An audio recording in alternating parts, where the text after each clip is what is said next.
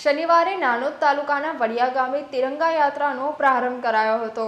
વડિયા ગામના માર્ગ પર હાથમાં તિરંગો ધ્વજ લઈને નીકળેલી આ યાત્રામાં ગામ સરપંચ શ્રી, ચૂંટાયેલા સભ્યો તેમજ ગામના નાગરિકોએ જય હિન્દના નારા લગાવી લોકચેતના જગાવી હતી અને હર ઘર તિરંગા અભિયાનમાં ઉત્સાહભેર ભાગીદારી નોંધાવવામાં ગામ લોકોએ આહવાન કર્યું હતું। અત્રે ઉલ્લેખનીય છે કે આગામી તારીખ 14મી ઓગસ્ટ સુધી રાજ્યભરમાં હર ઘર તિરંગા અભિયાન અંતર્ગત વિવિધ કાર્યક્રમો યોજવામાં આવી રહ્યા છે, જેમાં તિરંગા સાથે સેલ્ફી, તિરંગા શપથ, તિરંગા કેનવાસ, તિરંગા ટ્યુબટ, તિરંગા મેળા અને તિરંગા રન જેવા કાર્યક્રમો કરવામાં આવી રહ્યા છે। ઇન્ચાર્જ જિલ્લા વિકાસ અધિકારી શ્રી જે.કે. જાદવે જણાવ્યું કે વડિયા ગ્રામ્ય પંચાયત ખાતેથી સૌ નાગરિકો સાથે તિરંગા યાત્રાની શરૂઆત કરી છે। તારીખ 8મીથી જ નર્મદા જિલ્લામાં તમામ ગ્રામ્ય પંચાયતો અને ગામોમાં તિરંગા યાત્રાનું આયોજન કરવામાં આવ્યું છે। હું જે.કે. જાદવ, ઇન્ચાર્જ જિલ્લા વિકાસ અધિકારી નર્મદા, આજરોજ વડિયા ગ્રામ પંચાયત ખાતે તિરંગા યાત્રામાં શરૂઆત થઈ રહી છે।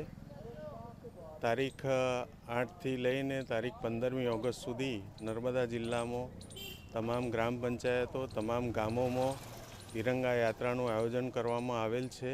સ્વાતંત્ર્ય દિવસની ગૌરવભેર ઉજવણીના ભાગરૂપે મારી નર્મદા જિલ્લાના સર્વ નાગરિકો, આબાલ વૃદ્ધ, વડીલો, બાળકો, મહિલાઓ તેમજ તમામ વર્ગના નાગરિકોને અપીલ છે, ગૌરવભેર આપના ગામમાં યોજાતી તિરંગા યાત્રામાં ભાગ લે તેમજ પોતાના ઘરે શહીદોના માનમાં, આપના દેશની સ્વતંત્રતાની યાદમાં તિરંગો લહેરાવે।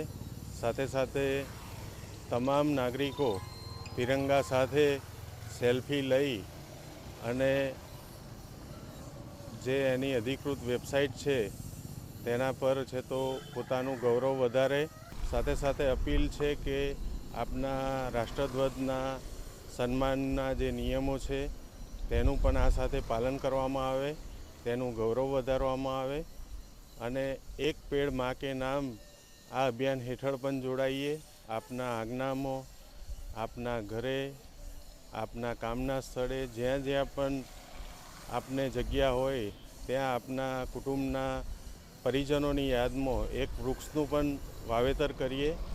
તો ફરીથી સર્વે નર્મદા જિલ્લાના નાગરિકોને અપીલ છે, ગૌરવભેર ખૂબ મોટી સંખ્યામાં તિરંગા યાત્રામાં ભાગ લો, પોતાના ઘરે તિરંગાને ફરકાવો અને આપના દેશના સ્વાતંત્ર્ય માટે, આપના સ્વાતંત્ર્ય માટે શહીદોના બલિદાનને, તિરંગાના ગૌરવને આપણે યાદ કરીએ।